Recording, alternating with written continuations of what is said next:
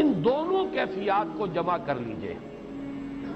پہلی کیفیت وہ یہ احساس کہ میرے رب نے کہیں مجھے چھوڑ تو نہیں دیا، یہ تشویش، یہ اضطراب کہ عشقست و ہزار بدگمانی۔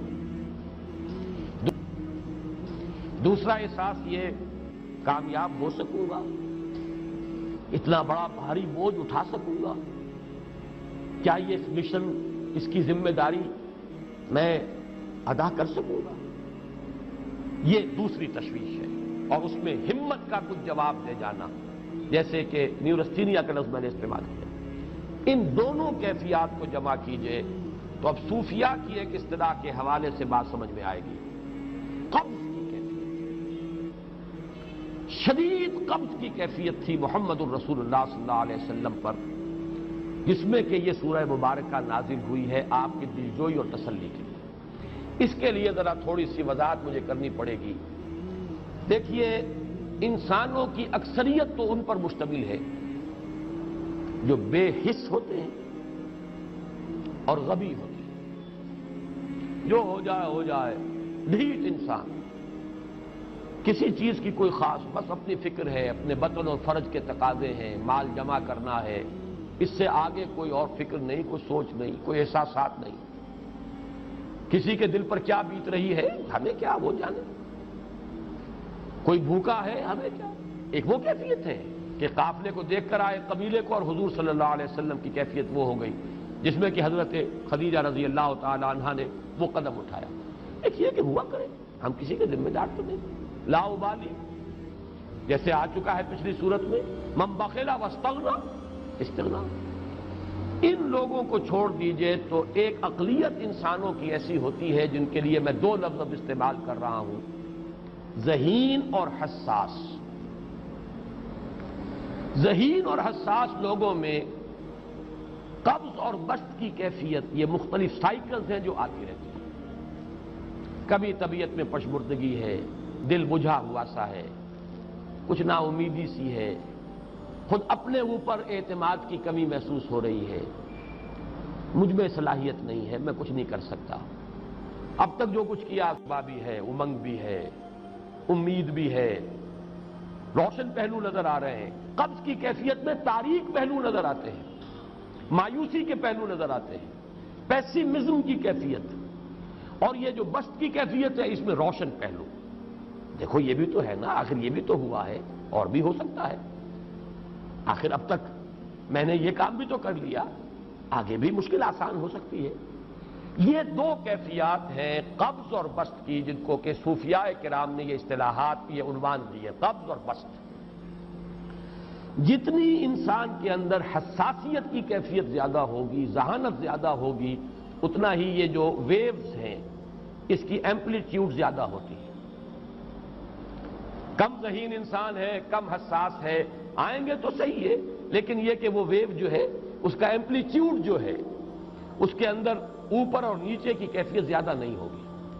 لیکن جتنا یہ معاملہ بڑھتا ہے، یہ جو ویو ہے اس کے ایمپلیٹیوڈ بڑھتا چلا جاتا ہے۔ لیکن نارمل انسان کا معاملہ یہ ہے کہ یہ حدود کے اندر رہے، اسی کی ایک کیفیت جو ہے ایب نارمل جب ہو جاتا ہے، یہی ہے جو جدید ہماری جو سائیکولوجیکل میڈیسن ہے اس میں اسے مینیکس ڈپریسو سائیکوسس کہا جاتا ہے۔ مایوسی ہوئی تو اتنی ہوئی کہ جیسے کمر ٹوٹ کر رہ گئی، اور اسی ڈپریشن میں ہوتی ہیں خودکشیاں، خودکشی کر جاتا ہے، ڈپریشن۔ کچھ روشن پہلو نظر ہی نہیں آ رہا، کوئی امید کا پہلو نظر ہی نہیں آ رہا، کوئی صورت نظر نہیں آتی، کوئی امید بر نہیں آتی، کس طرف جاؤں، کدھر دیکھوں، کسے آواز دوں، اے ہجوم نامرادی، دل بہت گھبرائے ہیں۔ اور جب آدمی محسوس کرتا I can't face these realities، he commits suicide۔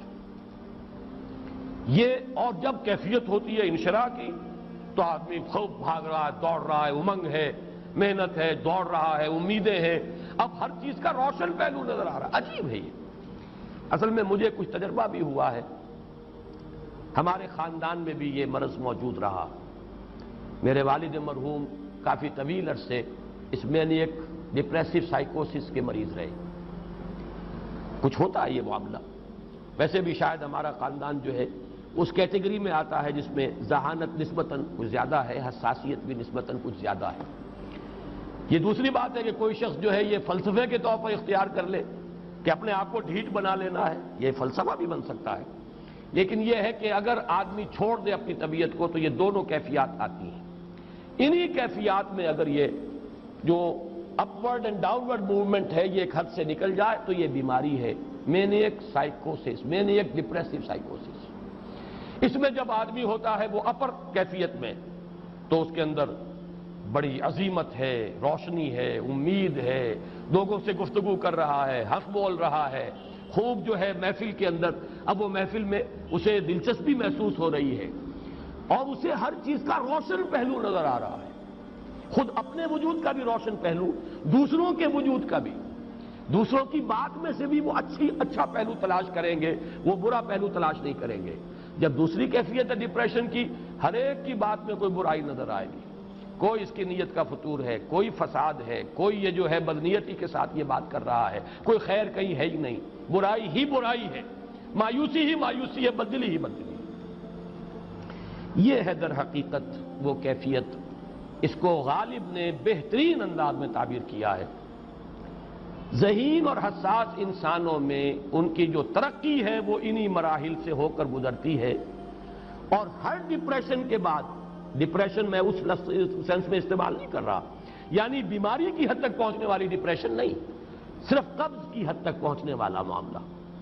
ہر قبض کے بعد جب بست آتا ہے تو آگے ترقی ہوتی ہے، جس کو آپ کہتے ہیں بائی لیپس اینڈ باؤنڈس، آدمی جو ہے چھلانگ لگاتا ہے، گویا کہ ایک درجہ جو پہلے تھا اس سے آگے درجہ انسان کا جو ہے اس سے بلند تر پوزیشن پر انسان پہنچتا ہے۔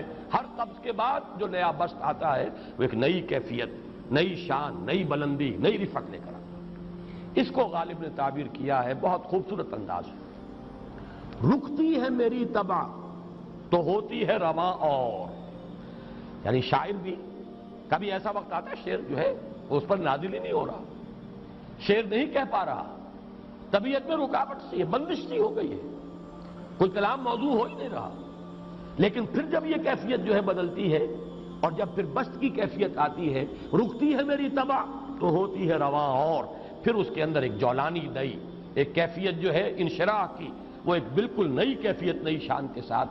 یہ ہے وہ معاملہ جو ان آیات مبارکہ کے پس منظر میں ہے۔